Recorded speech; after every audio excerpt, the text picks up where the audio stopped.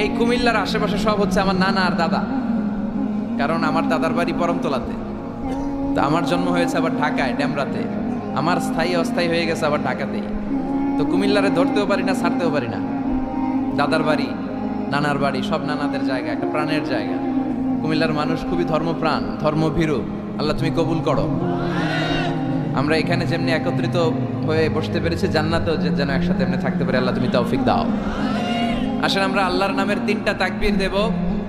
রাব্বাকা ফাকাব্বির, glorify the name of your lord. তোমার রবের নামের বড়ত্বের ঘোষণা দাও। ভাগাভাগি করে দেব, কি বলেন? প্রথমে বিবাহিতরা দিবেন, তারপরে অবিবাহিতরা দিবেন, তারপরে সবাই মিলে দিবেন। কেন এরকম দেয় মিজানুর রহমান আনসারী? কেন দেয়? দেয় আপনাদেরকে একটু চাঙ্গা করে তুলবার জন্য। অন্য কোনো সিগনিফিকেন্স এখানে নাই। একটু চাঙ্গা হয়ে উঠবেন সবাই। আল্লাহর নামের তাকবীর দিলে একটা ইমানি ঝাল চলে আসে দেহের মধ্যে, ঠিক কিনা? এই আল্লাহু আকবারটা আপনাদের কাছে যত ভালো লাগে, ইসলামের বিপক্ষের শক্তিদের কাছে তত ভয় লাগে। ওরা এটা সহ্যই করতে পারে না। আল্লাহু আকবার শুনলে ওদের থরথরানি, ধুকধুকানি বেড়ে যায়। এজন্য আমরা ইসলামের পক্ষের শক্তি যারা আছে, আমরা সবসময় একজনের নামে স্লোগান দেই, তিনি কে? তো প্রথমে যারা বিবাহিত আছেন তারা পড়বেন তাকবীর, এরপরে অবিবাহিতরা, এরপরে সবাই মিলে। শুরুতে বিবাহিতরা রেডি হন। বিবাহিত কারা কারা আসছেন দেখি তো একটু। অনেক আসছে, আলহামদুলিল্লাহ, আলহামদুলিল্লাহ। হাত নামান। অবিবাহিত কারা কারা আসছে দেখি। এই যে 2 হাত করে তুলতেছে, এরা সবসময় সংখ্যা বাড়াতে চায় আর 2 হাত করে তোলে। দেখা যাবে দেবিদ্বারের বিবাহিতদের পারফরমেন্স ভালো হয় না অবিবাহিতদের। শুরুতে বিবাহিত ভাইরা রেডি হন। আমি পড়বো লিল্লাহি তাকবীর, আপনারা পড়বেন আল্লাহু আকবার। শুরুতে বিবাহিতরা রেডি, তাকবীর পড়েন। বিবাহিতরা পড়েন লিল্লাহি তাকবীর। মাশাআল্লাহ, তাবারাকাল্লাহ। এবার অবিবাহিতদের পালা। অবিবাহিতরা কাশি দিয়ে গলা ঠিক করে নিতেছে। অবিবাহিতরা রেডি? দেখি তোমাদের পারফরমেন্স কেমন হয়। পড়ো লিল্লাহি তাকবীর। মাশাআল্লাহ, এদের পারফরমেন্স ভয়ঙ্কর, ইমানি চেতনায় উদ্বুদ্ধ। আল্লাহ এই প্রাণ ঢালা উচ্ছ্বাসগুলোকে তুমি ইসলামের খাতিরে কবুল করে নাও। এবার আমরা সবাই মিলে 3 তাকবীর। কয় তাকবীর? এক একটা তাকবীরে যাতে এই প্যান্ডেল কেঁপে ওঠে। পারা যাবে মুসলমান? পড়েন লিল্লাহি তাকবীর, লিল্লাহি তাকবীর, লিল্লাহি তাকবীর। আল্লাহ তুমি কবুল করো। আসেন আমরা সরাসরি মহাবিশ্বয় মহাগ্রন্থ আল কোরআন আল কারীম থেকে কথা শুনি। আমি আপনাদের খেদমতে আমার খুতবার শুরুতে সূরাতু আল মুলকের একটি আয়াত তেলাওয়াত করেছি। এই আয়াতের আলোকে এই সূরাটিতে আল্লাহ তাআলা আমাদেরকে কি শিখাতে চাইলেন, জানাতে চাইলেন, কি মেসেজ দিতে চাইলেন, এগুলো আমরা নেয়ার চেষ্টা করব এবং নিয়ে আমরা যেন খেয়াল রাখতে পারি মাহফিলগুলো যেন শুধু শো ডাউন আর শো অফ না হয়। যেটাই শুনি কোরআনের যেখান থেকেই শুনেন বরকত আছে না নাই? যখন কোরআন শুনবেন রহমতের বাড়িধারা নাজিল করবে কে? একটা অক্ষর তেলাওয়াত করলে 10টা নেকি দিবে কে? একটা আয়াত তেলাওয়াত করলে জান্নাতের বিল্ডিং 1 তলা লম্বা বানায় দিবে কে? ইকরা ওয়ারতাকি ওয়ারাতিল কামা কুনতা তুরাতিলু ফিদ দুনিয়া ফাইন্না মানজিলাতাকা ফি আখিরি আয়াতিন তাকরাউহা। একটা আয়াত পড়ো আর জান্নাতের বিল্ডিং 1 তলা করে লম্বা করো। বড় বিল্ডিং হচ্ছে বুর্জ আল খলিফা। এটার কত লম্বা? খুব সম্ভবত 163 তলা লম্বা। আর দুনিয়াতে যারা কোরআন পড়ে আপনারা জান্নাতে হাজির হবেন, আপনাদের বিল্ডিংগুলো হবে কয়েক কোটি তলা লম্বা। যত আয়াত পড়ছেন তত আয়াত লম্বা। সারা জীবনে যদি 2 লক্ষ আয়াত পড়া হয়ে থাকে আপনার জান্নাতের বিল্ডিং হবে 2 লক্ষ তলা। আল্লাহ বলবেন পড় আর বিল্ডিং লম্বা কর। কি রহমতের কোরআন! বললে সওয়াব, ধরলে সওয়াব, শুনলে সওয়াব, তেলাওয়াত করলেও সওয়াব। এজন্য এই কিতাবটার সাথে যেন আমরা সম্পর্ক বাড়াই। Attachment, how to increase the attachment with the holy Quran. কোরআনের সাথে আমাদের সম্পর্ক আমরা কিভাবে বাড়াতে পারি? প্রতিদিন তেলাওয়াত করতে হবে, আবৃত্তি করা জানতে হবে সহি শুদ্ধভাবে। মুসলমানদের অবস্থা এমন হয়েছে, বিশ্বের সবচাইতে নন্দিত এই কিতাবটা একটু তেলাওয়াত করবার সময়টুকু আমাদের হয় না। ব্যস্ত, we are leading very super busy life. খুব ব্যস্ত আমরা, কোরআন পড়ার সময় নাই। প্রতিদিন যেন একটু তেলাওয়াত করি। রাজি আছেন তো দেবিদ্বারের ভাইয়েরা? প্রতিদিন একটু একটু তেলাওয়াত করা যাবে? আরেকটা কথা সব জায়গায় আমি বলি, মাতৃভাষায় এই কোরআনটাকে আপনাদের জানতে হবে। You have to know the Holy Quran, the messages of the Holy Quran in your own mother tongue, in your own language. আপনার নিজ ভাষায়। আমাদের ভাষা কি? কথা বলেন বাংলা। এই বাংলা ভাষায় যেন আমরা কোরআন পড়ি, কোরআন শিখি। কোরআন আল্লাহ কি জানাতে চাইলেন, কি শিখাতে চাইলেন, বাংলা ভাষায় যেন আমরা এটা শিখি, আত্মস্থ করার চেষ্টা করি। দেখবেন মসজিদুল হারামে শায়েখরা যখন নামাজ পড়ায়, শাইখ আব্দুর রহমান সুদাইস, উনি যখন আযাবের আয়াত পড়ে উনি কাঁদে, কাঁদে না? আবার মুসল্লিরাও পেছন থেকে কাঁদে। এর কারণ উনিও আযাবের অর্থ বুঝে, মুসল্লিরাও অর্থ বুঝে। আমাদের তারাবির নামাজ, এত মসজিদে তারাবি পড়লাম, বাংলাদেশে কোনোদিন কোনো তারাবির নামাজে মুসল্লি আর ইমাম সাহেবের কাঁদতে দেখছেন? কথা কন, কেন কান্দে না? বুঝে নাই কোন দিক দিয়ে আযাব গেল, কোন দিক দিয়ে গজব গেল, কোন দিক দিয়ে জাহান্নাম গেল, কোন দিক দিয়ে ফেরাউন আসলো, কোন দিক দিয়ে ইউসুফ জুলেখার কাহিনী গেল, একটাও বোঝা যায়? কথা বলেন, বোঝা যায় না। ইমাম সাহেবও বোঝে না, আমরাও বুঝি না, কেউ বুঝে না, অর্থ বুঝি না, তাই আমাদের হৃদয়ে টাচ করে না। দেখবেন ওরা আযাবের আয়াত পড়লে কাঁদে, রহমত আর জান্নাতের আয়াত পড়লে ওদের হৃদয়টা ঠান্ডা হয়ে যায়। এর জন্য সালাতে আপনি কি পড়ছেন এটা বুঝতে হবে, সালাতে আপনি কি তেলাওয়াত করতেছেন বুঝতে হবে। আজীবন বললেন সামি আল্লাহু লিমান হামিদা, অর্থ কি অনেকেই জানে না, আছে না নাই?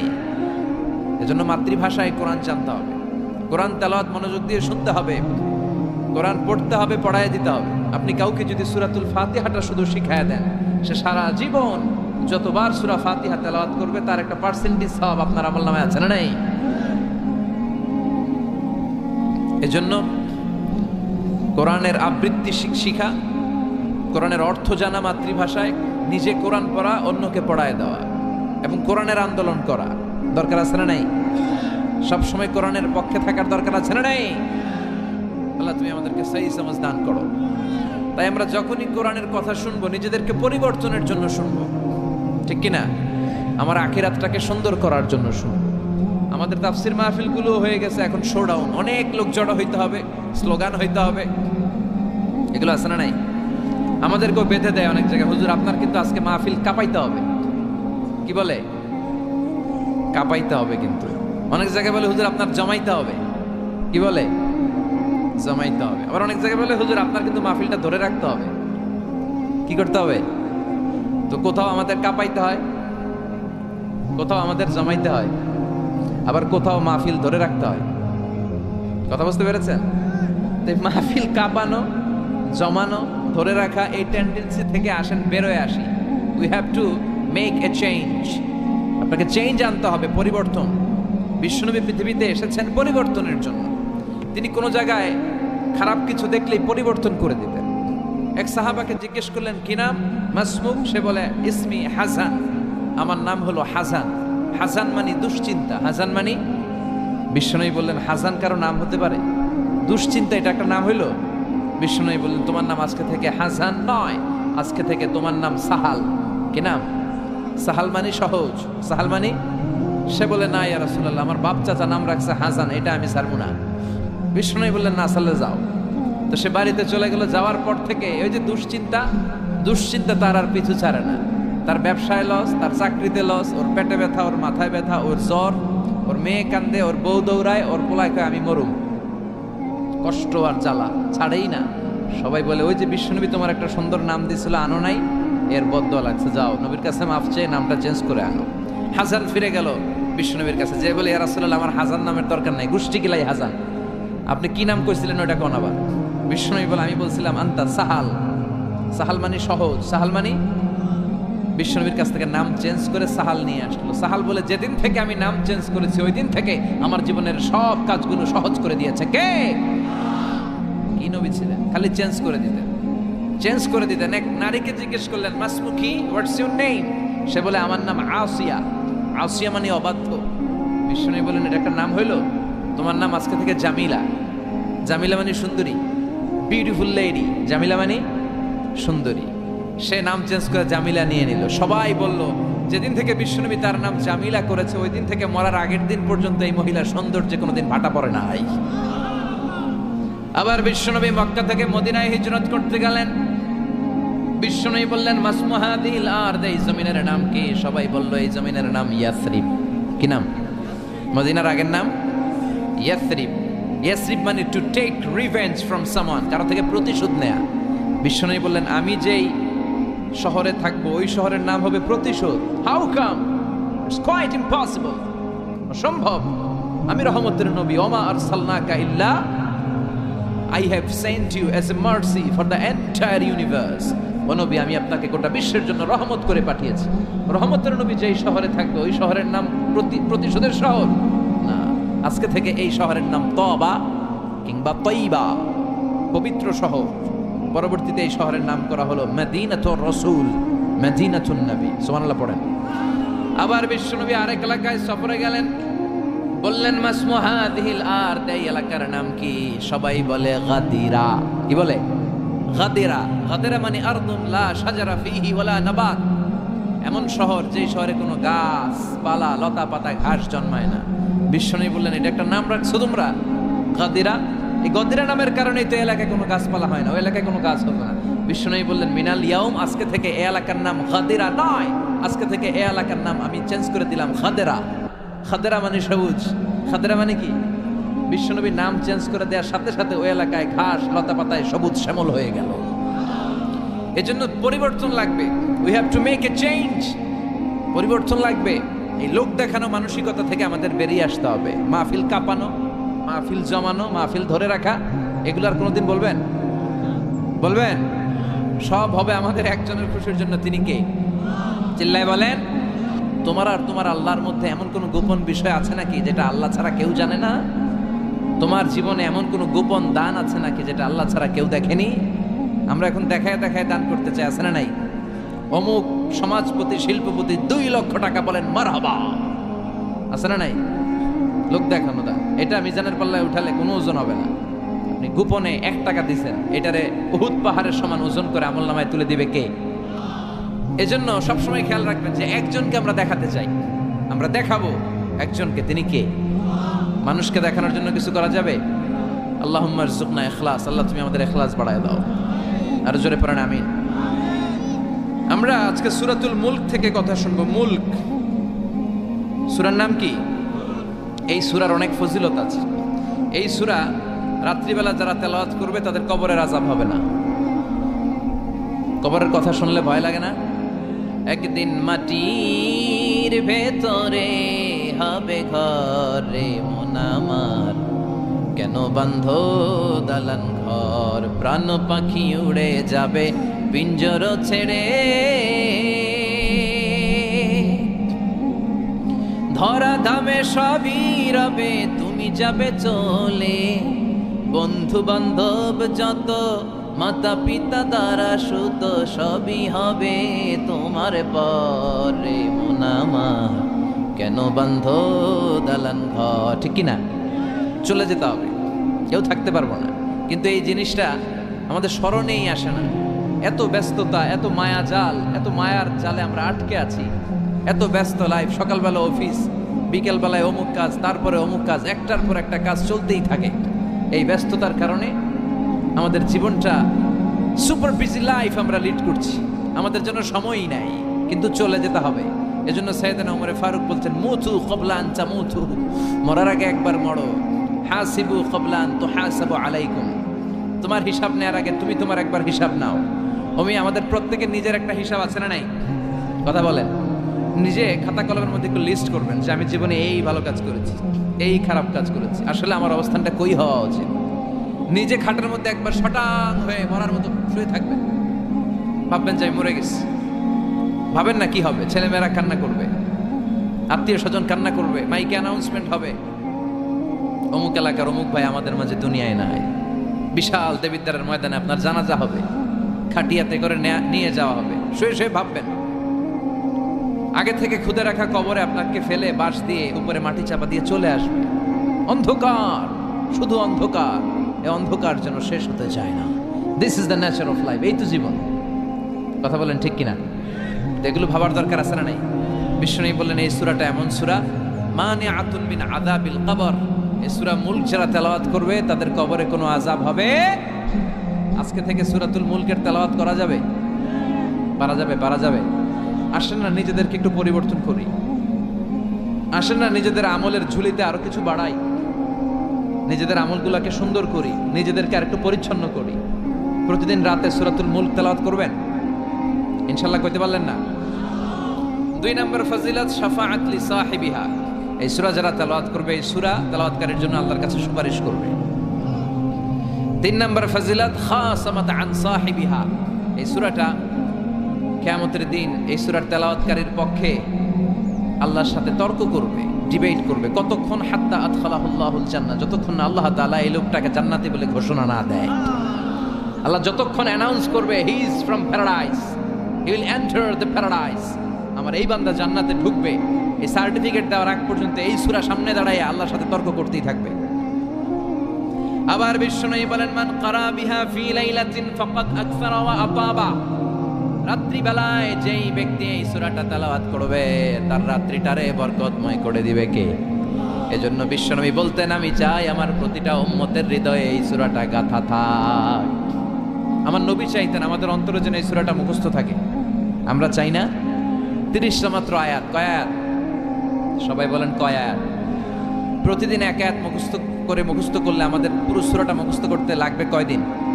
30 দিন। 1 মাসের চেষ্টায় সূরাটা মুখস্থ করা যাবে না? দেবিদ্দারের ভাইরা করা যাবে? আওয়াজ করে পড়েন ইনশাআল্লাহ। এই সূরার মাহাত্ম্য হচ্ছে এই সূরা আপনার দৃষ্টিভঙ্গিকে চেঞ্জ করবে, আপনার চিন্তার জগতে আন্দোলন তৈরি করবে, আপনার চোখকে খুলে দিবে, আপনার ঘুমন্ত বিবেককে জাগিয়ে দিবে। বিশেষ করে যারা স্রষ্টা নিয়ে সন্দেহে থাকে তাদের জন্য এটার ভিতরে ডোজ আছে, মেডিসিন আছে। ইয়াং ছেলে পেলে অনেকে আমাদের প্রশ্ন করে, হুজুর আল্লাহরে নিয়ে অনেক প্রশ্ন জাগে, স্রষ্টার অস্তিত্ব নিয়ে, আখেরাত নিয়ে, কবরের জীবন নিয়ে আমাদের প্রশ্নের অভাব নাই, কারণ নাস্তিক্যবাদের ছড়াছড়ি আশেপাশে আছে না নাই? ইয়াং যারা আছে তোমাদেরকে একটা বই পড়ার সাজেস্ট আজকে আমি করে যাই। বইটার নাম অনেকে জানে, প্যারাডক্সিক্যাল সাজিদ। কি নাম? লেখক হচ্ছে আরিফ আজাদ। লেখক কে? আরিফ আজাদ। বইটার নাম প্যারাডক্সিক্যাল সাজিদ। গত 21শে বই মেলায় এটা দ্য বেস্ট সেলার হয়েছিল, এজন্য নাস্তিকদের মাথা গরম। কথা বলেন। এই বছর সে আরেকটা বের করছে, প্যারাডক্সিক্যাল সাজিদ 2। এটা গতকাল থেকে বইমেলায় পাওয়া যাচ্ছে, 21শে বইমেলায়। এই প্যারাডক্সিক্যাল সাজিদ 1, প্যারাডক্সিক্যাল সাজিদ 2 প্রতিটা যুবকের সাথে সাথে রাখার দরকার, ঠিক কিনা? It's an eye opener for you. এই সূরাটা আপনাদের জন্য আই ওপেনার, চোখ খুলে দিবে। একটু চিন্তা করলেই বুঝবেন যে নাস্তিকদের যুক্তিগুলো খুবই হালকা। ওরা স্রষ্টাকে মানতে চায় না, আল্লাহরে মানতে চায় না। এর কারণ ওরা বলে আনসিন ইজ নাথিং, যেটারে দেখি না ওইটা মানি না। নাজুবিল্লাহ পড়বেন না? কিন্তু ওরা ওদের জীবনে অনেক কিছু দেখে না, ওরা মানে না। কথা কন। আচ্ছা, আপনি আপনার জীবনে সরাসরি চোখ দিয়ে আমেরিকা দেখছেন? কথা কয় না। তা আমেরিকা যে আছে মানেন না?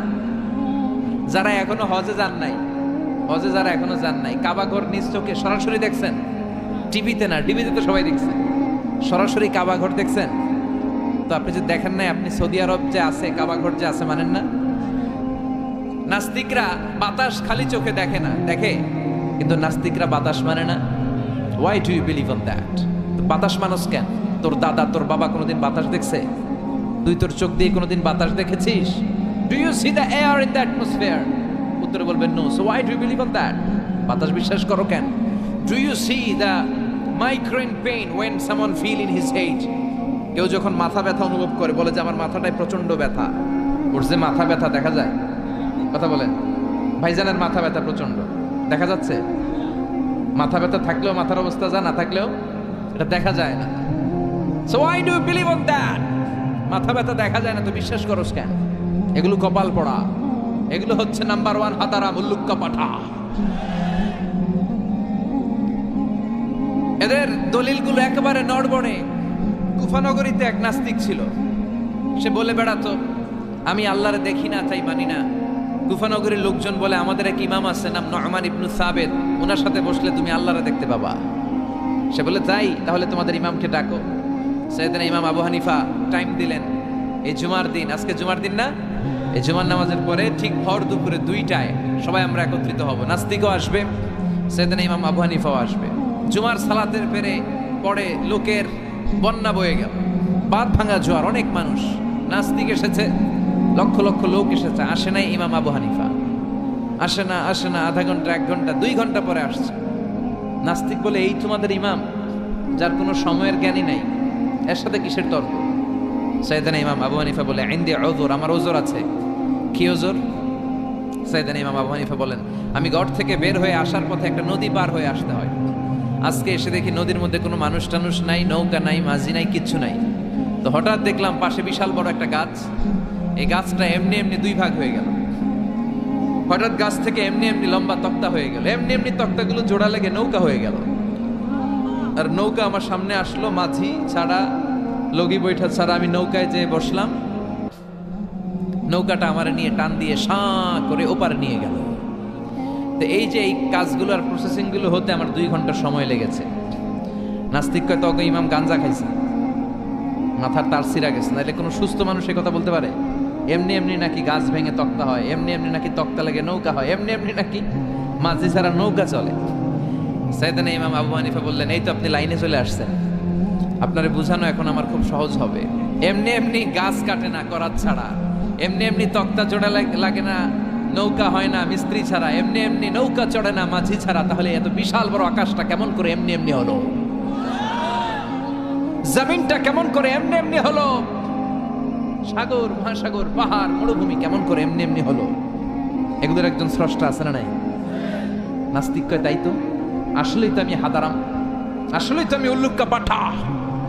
এইভাবে তো আমি কখনো ভেবে দেখি নাই, এইভাবে তো কখনো চিন্তা করি নাই। ও ইমাম, তুমি আমার ঘুমন্ত বিবেককে জাগিয়ে দিয়েছ, তুমি আমার চোখের সামনের পর্দাটা উঠিয়ে দিয়েছ, তুমি আমার দৃষ্টিভঙ্গিকে পরিবর্তন করে দিয়েছ।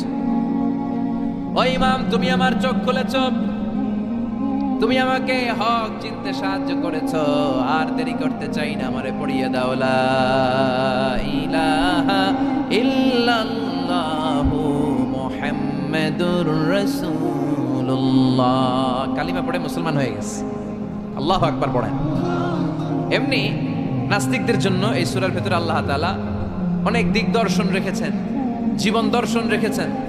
আল্লাহ বুঝাতে চান যে গোলাম, আমারে চেনার জন্য, আমারে দেখার জন্য তোর ডক্টরেট ডিগ্রি লাগবে না, তোর ব্যাচেলর ডিগ্রি, মাস্টার্স ডিগ্রি লাগবে না। তুই আমার সৃষ্টির দিকে একটু নজর করে তাকা, একটু ঠান্ডা মাথায় চিন্তা করে দেখ, একটু সাগরের দিকে তাকা, একটু নদীর দিকে তাকা, একটু পাহাড়ের দিকে তাকা। তাকালেই তুই বুঝবি সামওয়ান ইজ কন্ট্রোলিং এভরিথিং।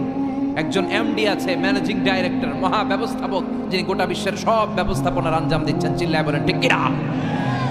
আল্লাহ বলে তুই সাগরের দিকে তাকা, পাহাড়ের দিকে তাকা, নদীর দিকে তাকা। সাগরের দিকে তাকালে আমি আল্লাহরে খুঁজে পাবি। ঝর্ণার দিকে তাকা, ঝর্ণার মধ্যে আল্লাহর নিদর্শন আছে না নাই? ঝর্ণা ঝর্ণা ঝর্ণা রে, বলনা বলনা বলনা রে, কার বিরহে পাগল পড় তুই, কার মিলনে ফুল ফসলে ভরা রে তোর দুকুল ভুই, কার মিলনে ফুল ফসলে ভরা রে তোর দুকুল ভুই। ঝর্ণা ঝর্ণা ঝর্ণা রে, বলনা বলনা বলনা রে, কার বিরহে পাগল পড় তুই। সুবহানাল্লাহ পড়েন। ঝর্ণা দেখছেন কোনোদিন? হড়ে হড়ে দেখছেন? সিলেটে মাধবকুণ্ড জলপ্রপাত, আর কোথায়? সীতাকুণ্ড, আর কোথায়? রাঙ্গামাটি, আর শ্রীমঙ্গল। ঝর্ণা আছে না? এই ঝর্ণার দিকে তাকাবেন, ঝর্ণার ঝরঝর শব্দের আওয়াজগুলো বোঝার চেষ্টা করবেন। দেখবেন ঝর্ণা আপনাকে বলে দিবে যে আমার স্রষ্টা কে। আল্লাহর সৃষ্টির দিকে তাকালে আল্লাহরে পাওয়ার সুযোগ আছে না নাই?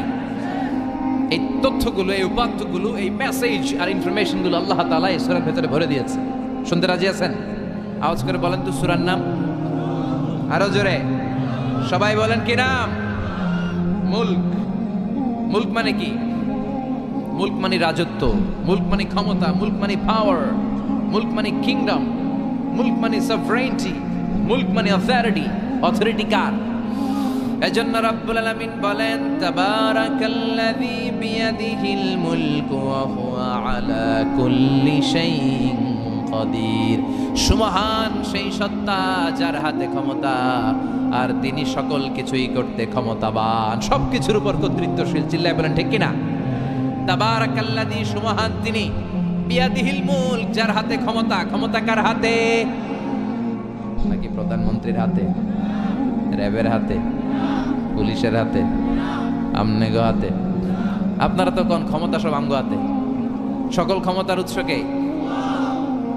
সকল ক্ষমতার উৎস আল্লাহ, কিন্তু আমরা বলে থাকি সকল ক্ষমতার উৎস জনগণ। এটা যুক্তিতে ঠিক না।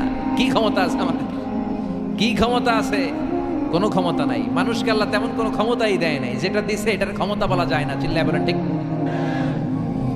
আসল ক্ষমতার মালিক হলেন আল্লাহ। আমাদেরকে তো আল্লাহ দুর্বল করে বানিয়েছেন। ওয়া খালাকাল ইনসানু দাঈফা। আমাদেরকে দুর্বল করে তৈরি করেছে কে?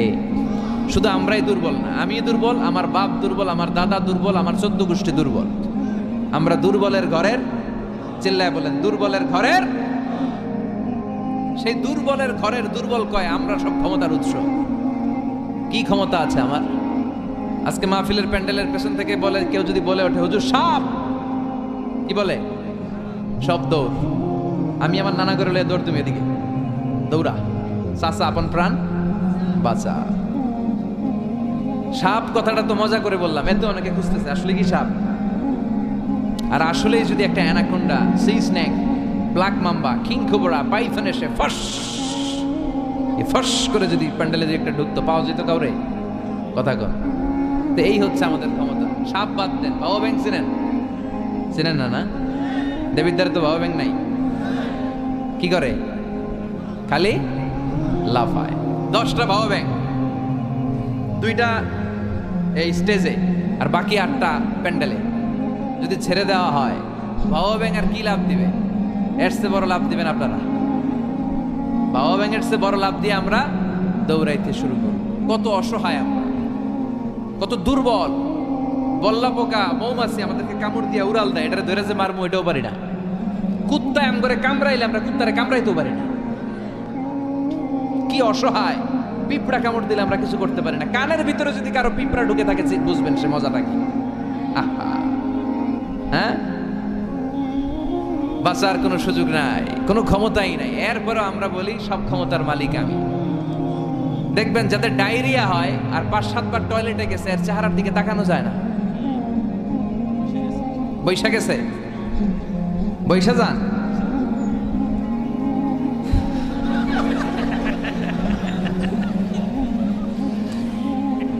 তো এই হইল আমাদের অবস্থা। 5-6 বার টয়লেটে গেলে আর ওরা দইরা দাঁড় করানো যায় না। গাই মরে যাইও, আরে সবাই মাফ করে দেন, আই আর হাইতেন না, আমি পারবো না, আমার মাফ করে দেন। পারবি না কেন? তুই না ক্ষমতার উৎস। কথা কন। আসলে আমাদের কোনো ক্ষমতা নাই, আমরা দুর্বল। আসল ক্ষমতার মালিক একজন, চিল্লায় বলতে হবে তিনি কে? আমরা যে কত দুর্বল। ন্যাচারাল ক্যালামিটি অর ডিজাস্টার যখন হয়, প্রাকৃতিক দুর্যোগ, তখন নিজের অবস্থা খেয়াল করবেন। বন্যার সময় মানুষের কি অবস্থা হয়, ঠিক কিনা? ভূমিকম্পের সময় কি অবস্থাটা হয় আমাদের? রাত 3টার দিকে যদি ভূমিকম্প হয়, দৌড়, লুঙ্গি পইরা দৌড়, লুঙ্গি ছাড়াও দৌড়, আগে যান বাঁচাও।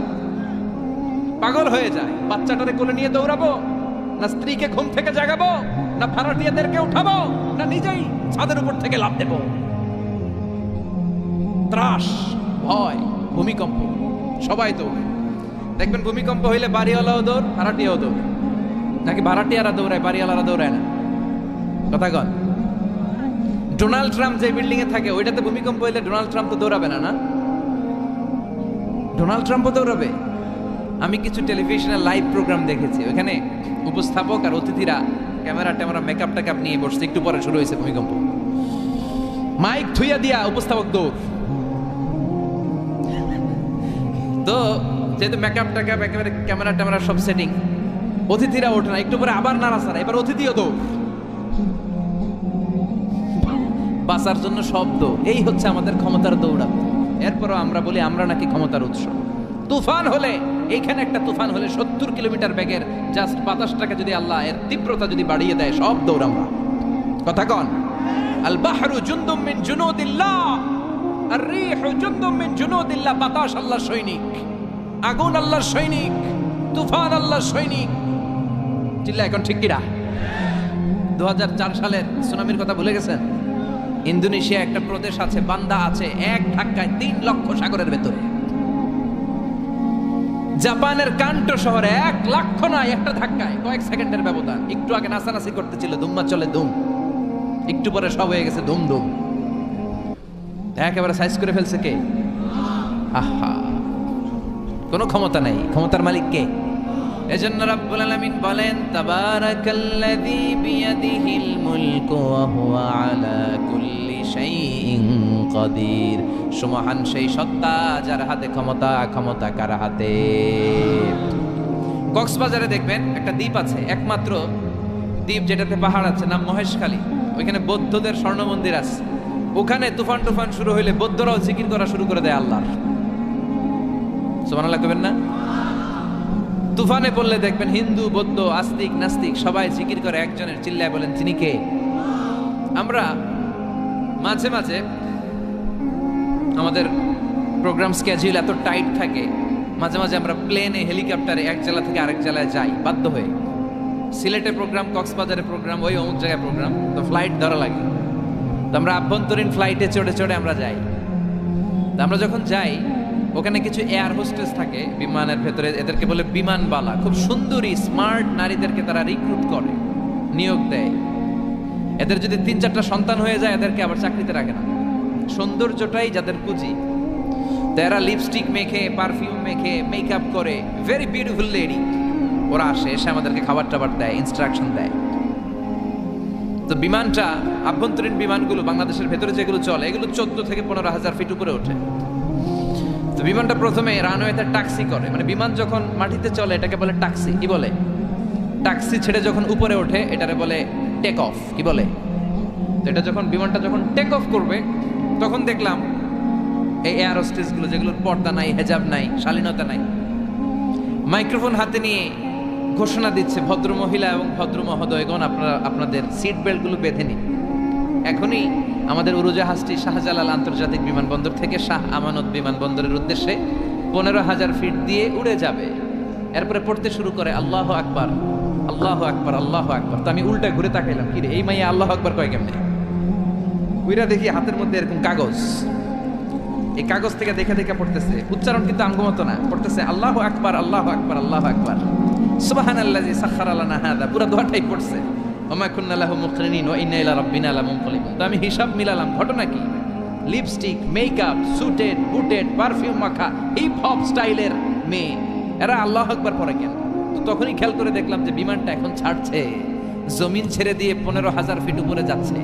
ওরা খুব ভালো করেই টের পায় এই 15,000 ফিট উপরে যখন বিমান থাকবে ওরে বাঁচানোর কেউ নাই, ওকে রক্ষা করার কেউ নাই। তখন ওর কোনো পাওয়ার নাই, কোনো ক্ষমতা নাই। চিল্লায় বলেন ঠিক কিনা? তখন কোনো সিকিউরিটি নাই। আহা, কি দুর্বল মানুষ। বিমান বাঁকা হয়ে গেলে সবাই চিল্লায় বাঁচাও। যদি জিজ্ঞেস করেন কে বাঁচাবে, বলবে হুজুর আপনি বাঁচান। আছে না নাই? দুর্বল। আসল ক্ষমতার মালিক হলো একজন, চিৎকার করে বলতে হবে তিনি কে? এজন্য রাব্বুল আলামিন বলেন তাবারাকাল্লাযী বিয়াদিহিল মুলকু ওয়া হুয়া আলা কুল্লি শাইইন কাদির। সুমহান সেই সত্তা যার হাতে ক্ষমতা, ক্ষমতা কার হাতে? আমাদেরকে আল্লাহ ক্ষমতা দিয়েছেন, ঠিক, এটা সাময়িক, লিমিটেড, তবে আনলিমিটেড ক্ষমতার মালিক কে? এই যে আমাদের মাননীয় প্রধানমন্ত্রী শেখ হাসিনা নতুন টার্মের জন্য আসছে না? কয় বছর? 5 বছর। কোন দেশে আসে 10 বছর, কোন দেশে 15 বছর। তো এই যে আল্লাহ ক্ষমতার চেয়ারে বসে, আল্লাহ আসছে কয় বছরের মেয়াদে? কথা বলেন। 50 বছর, 100? হ্যাঁ, কয়দিন থাকবে উনি? আজীবন। রব্বুল আলামিন বলেন হুয়াল আউয়ালু ওয়াল আখিরু ওয়াল যাহিরু ওয়াল বাতিন ওয়া হুয়া বিকুল্লি শাইইন আলিম। আল্লাহ বলে আমি প্রথম, আমার আগে কেউ নাই। ঠিক কি না? ওয়াল আউয়াল ওয়াল আখির, আমি শেষ, আমার পরে কেউ নাই। আমি প্রকাশ্য, আমি গোপন, সূচনাহীন, অতীতকাল থেকে আমি আল্লাহ ক্ষমতার চেয়ারে বসা, সীমাহীন, ভবিষ্যৎহীন, শেষহীন, ভবিষ্যৎ পর্যন্ত ক্ষমতার চেয়ারে বসে থাকবে কে? আল্লাহ বললেন আমি প্রথম, আমি শেষ। প্রথমে কে? চিল্লায় বলেন, প্রথমে কে? শেষে কে? প্রথমে আল্লাহ আল্লাহ, শেষে ও আল্লাহ আল্লাহ, আকাশে আল্লাহ আল্লাহ, জমিনে আল্লাহ আল্লাহ। সবাই পড়েন, প্রথমে আল্লাহ আল্লাহ, শেষে ও আল্লাহ আল্লাহ, আকাশে আল্লাহ আল্লাহ, জমিনে আল্লাহ আল্লাহ। নিখিল জাহান গায়ে গুণগান, তার নামে গায় আমরাও গাহি তাআলা হামদে বারি তাআলা, হামদে বারি তাআলা, হামদে বারি তাআলা। সুবহানাল্লাহ পড়েন।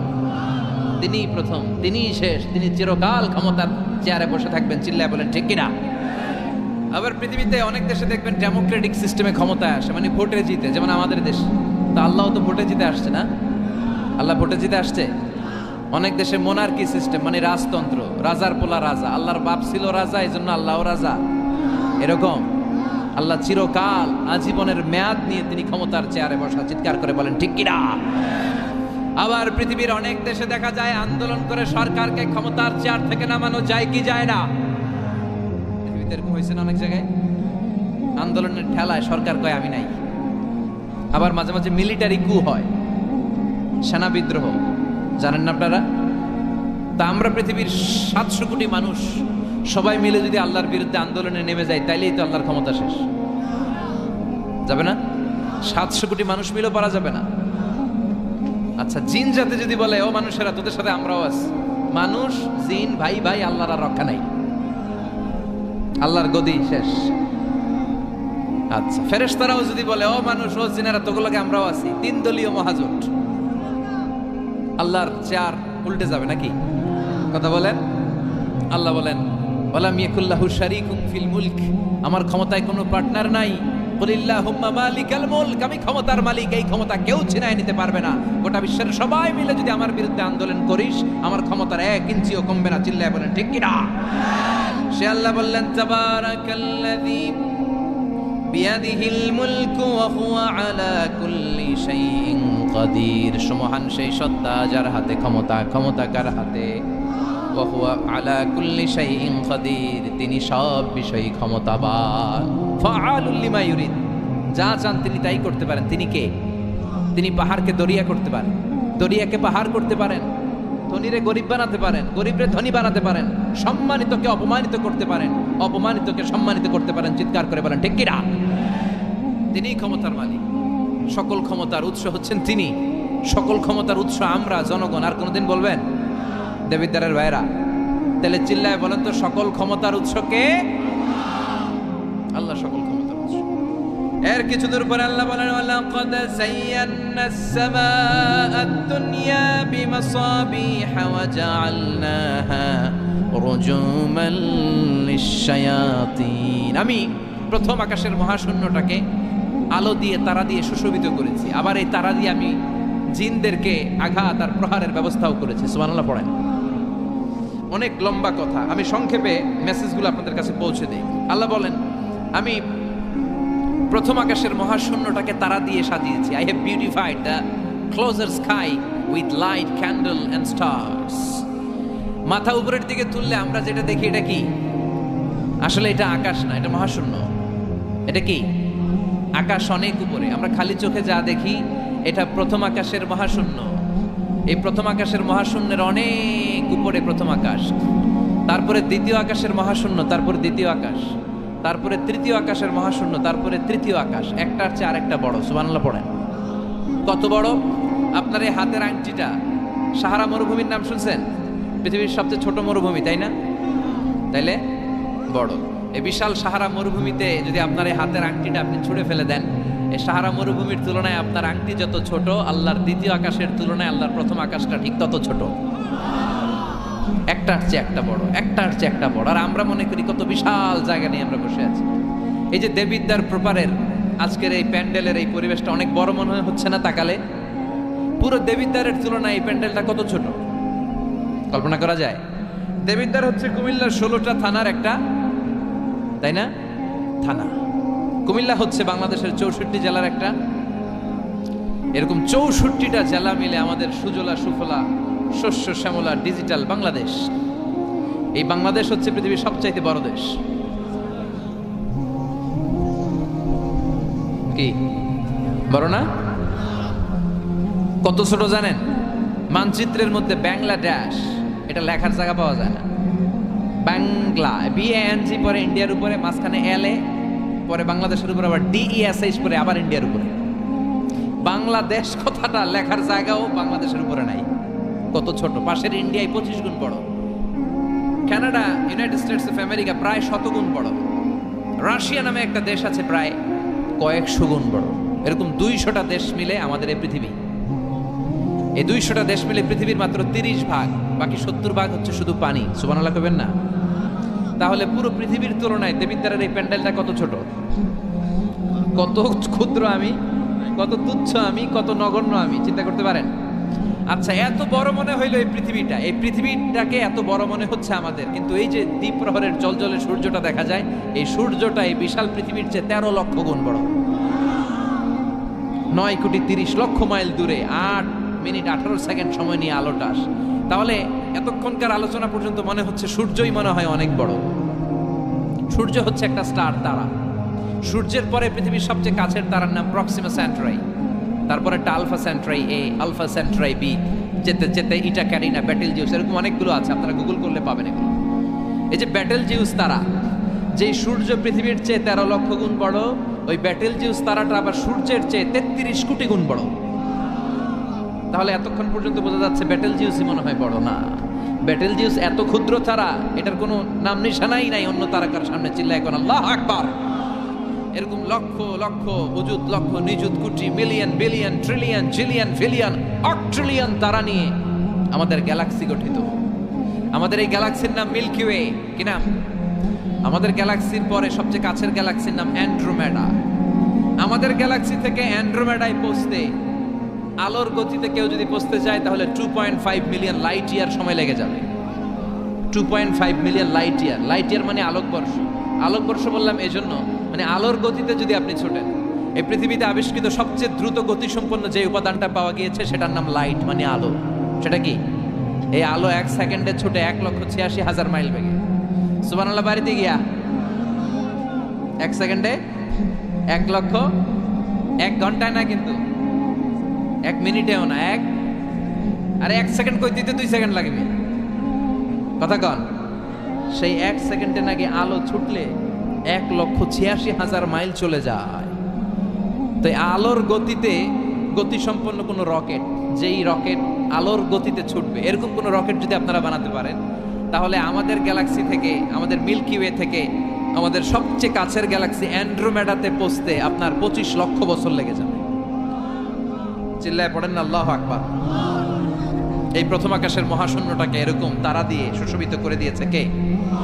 রাতের বেলা তারার মেলা যদি আপনি তাকান অবাক হবেন। এখন তো তারার সৌন্দর্য দেখা যায় না লাইটিং ফাইটিং এর কারণে। আগে যখন গ্রামে আসতাম দেখতাম কি সুন্দর তারা, সুন্দর সুন্দর তারা আছে। সবচেয়ে উজ্জ্বল একটা তারা আছে, এটার নাম ধ্রুব তারা।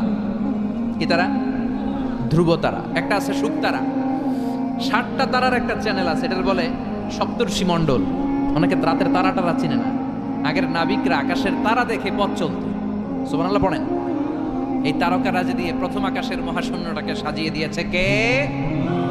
এরপরে সূরার প্রথম রুকুর শেষে আল্লাহ বললেন, ওয়াসিররু কাওলাকুম আও জাহারু বিহি ইন্নাহু আলিমুম বিযাতিস সুদূর আলা ইয়ালামু মান খালাকা ওয়া হুয়াল লাতীফুল খাবীর। আল্লাহ বলেন, তুমি গোপনে কিছু বলো কিংবা প্রকাশ্যে বলো, তুমি যাই বলো না কেন, কথাগুলো শোনে কে? আপনি আওয়াজ করে, এই যে আওয়াজ করে আমরা কথা বলতেছি, শুনে কে? আওয়াজ বন্ধ করে মনে মনে ভাবতেছি, ওইটা মনে আল্লাহ শোনে না? কথা বলেন। 7 আকাশের উপরে আল্লাহর আরশ, ওই আরশের উপরে আল্লাহর অবস্থান। 7 জমিনের নিচেও যদি কোনো পিঁপড়া নীরবে নিঃশব্দে হেঁটে যায়, আল্লাহ বলে এত উপর থেকে আমি ওই পিঁপড়ার হেঁটে চলার পায়ের আওয়াজটাও শুনতে পাই। কেউ যেটা শোনে না, শোনে কে?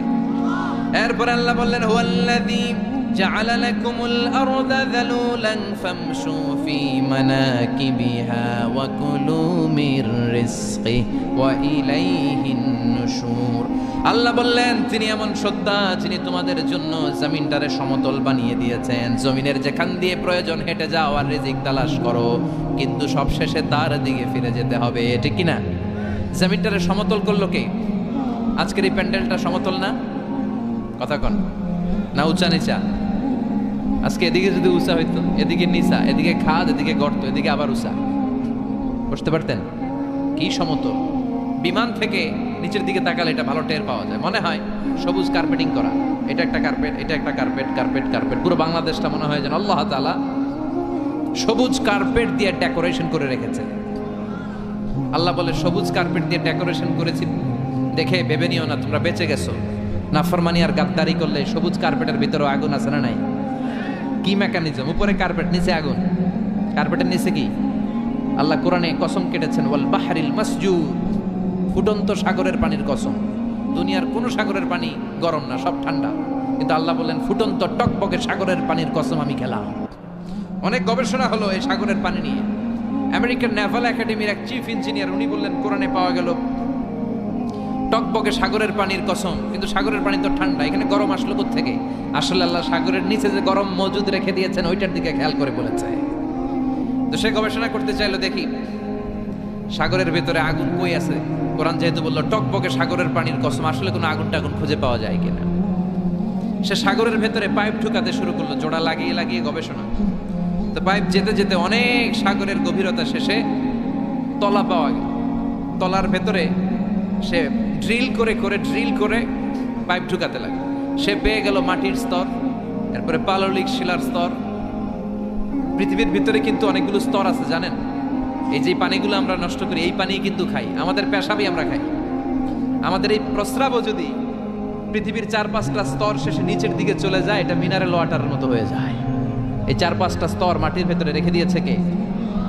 পাললিক শিলা, রূপান্তরিত শিলা, আগ্নেয়গিরির শিলা। এরপরে যখন সে পাইপ ঢুকাতে শুরু করেছে, সে দেখতে পেল এই পাইপগুলো গলে গলে গলে গলে পানি হয়ে যায়। এত আগুন, এত গরম।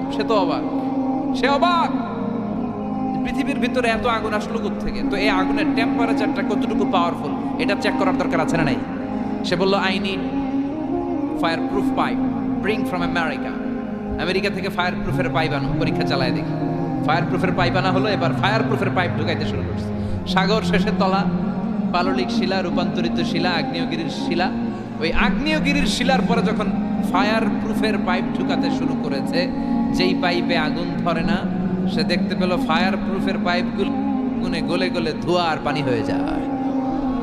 তাহলে এই সবুজ কার্পেটিং এর নিচে আগুন আছে না নাই? এই আগুন মজুদ করে রেখেছে কে? সে আল্লাহ বললেন, আমিনতুম মান ফিস সামাই আন ইয়াখসিফা বিকুমুল আরদা ফাইদা হিয়া তামুর। তোমরা কি ভেবেছো নাকি সবুজ কার্পেটের উপরে আনন্দে নাচানাচি করবা, আনন্দে লাফালাফি করবা, কিন্তু এই জামিনটারে মুহূর্তের মধ্যে দোলা দিয়ে দিতে পারে কে? খাসাফ মানে হচ্ছে ল্যান্ডস্লাইড, মুহূর্তে ভূমিটা কেঁপে যেতে পারে, পুরো পৃথিবীটা ফাইদা হিয়া তামুর কেঁপে উঠবে। ট্রেম্বলিং, ভাইব্রেশন শুরু হয়ে যাবে, পুরো পৃথিবীটার কাঁপাকাঁপির চোটে তোমরা এটার উপর দাঁড়িয়েও থাকতে পারবে না। তার মানে নিচে, এই পৃথিবীর নিচে আযাব আর গজব, আগুন মজুদ করে রেখেছে কে?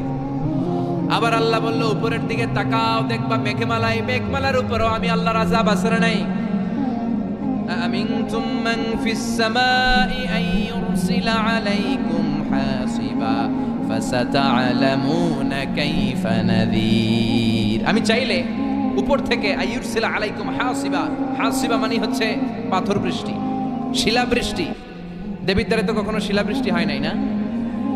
কবে হয়েছে? এবছর হয়েছিল। শিলাবৃষ্টি হইলে দেখবেন যে ছাগল গরুর মাথায় পড়লে বড় বড় শিলা, ছাগল মরে যায়।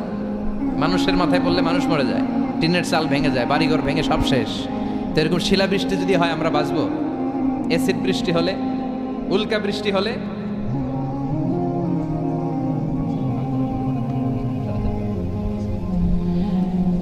উল্কা বৃষ্টি।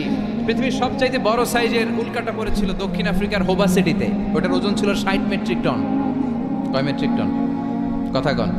আজকে প্যান্ডেলের উপরে যদি একটা পড়ে, দেবিদ্বার থানার উপরে যদি পড়ে, পুলিশ ফাঁড়ির উপরে যদি পড়ে, বঙ্গভবনের উপরে যদি পড়ে, ক্যান্টনমেন্টের উপরে যদি পড়ে, বাঁচাবে কে?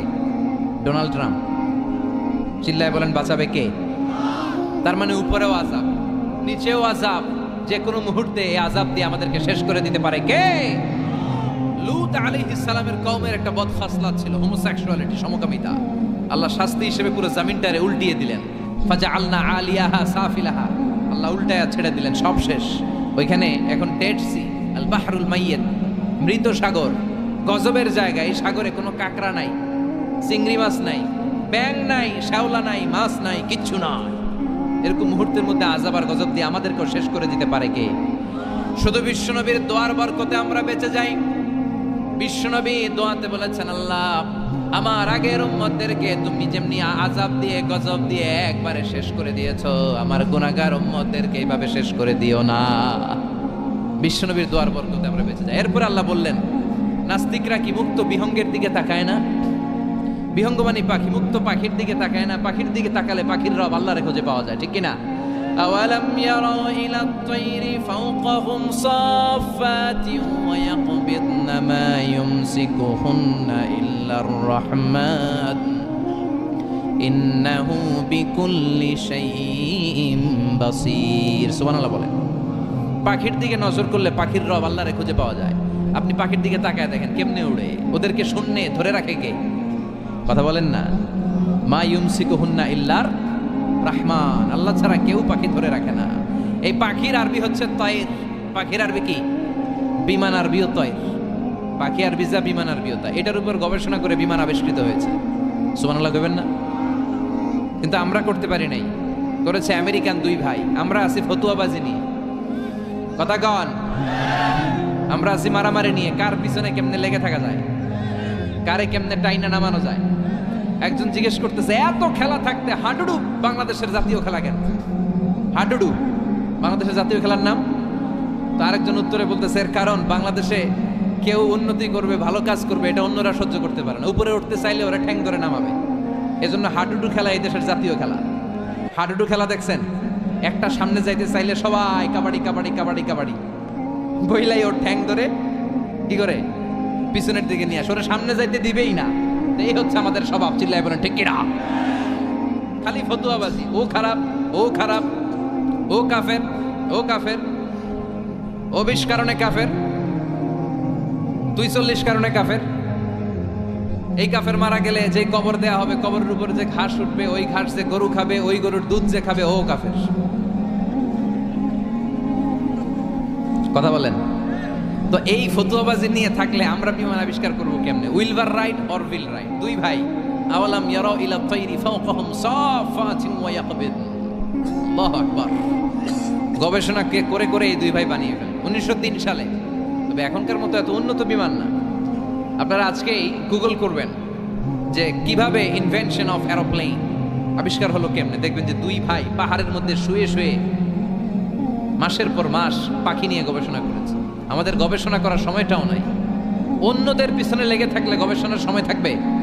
কথা কন। এই দল ওই দলের গালি দেয়, এই দল ওরা কয় তুই ভারতপন্থী, ওই দল এরা কয় তাহলে তুই পাকিস্তানপন্থী। তো বাংলাদেশপন্থী কেডা? কথা কন।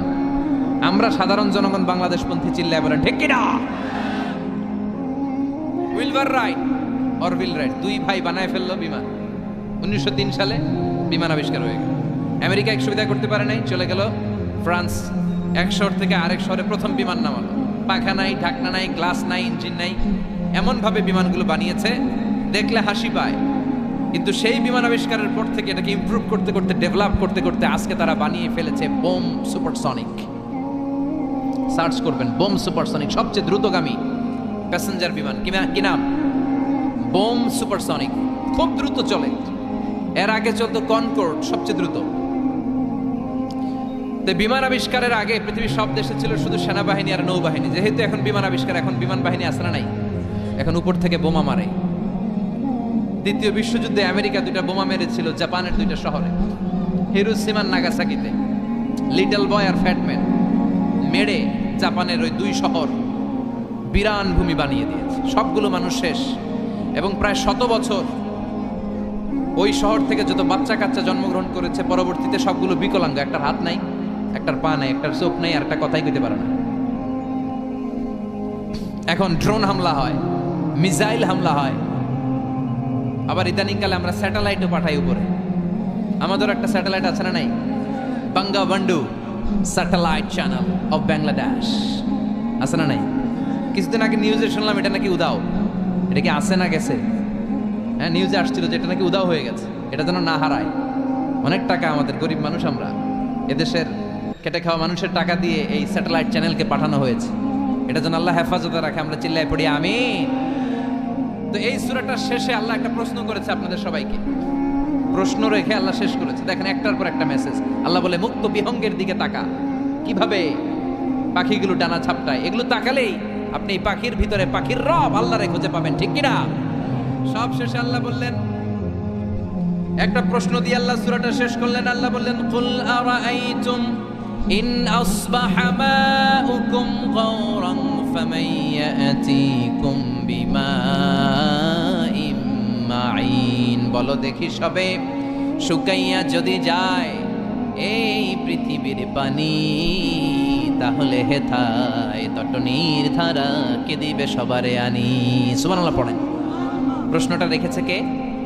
আল্লাহ বললেন, একদিন ঘুম থেকে উঠে দেখো টিউবওয়েলে পানি নাই, মোটর ছেড়েছো, ট্যাপ ঘুরাচ্ছ, পানি নাই, বাজারে মিনারেল ওয়াটার কিনতে গিয়েছো, পানি নাই।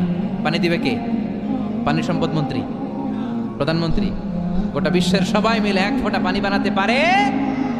আবার আল্লাহ বললেন, সব জায়গায় যতটুকু পানির দরকার পানির ব্যবস্থা করে দিল কে?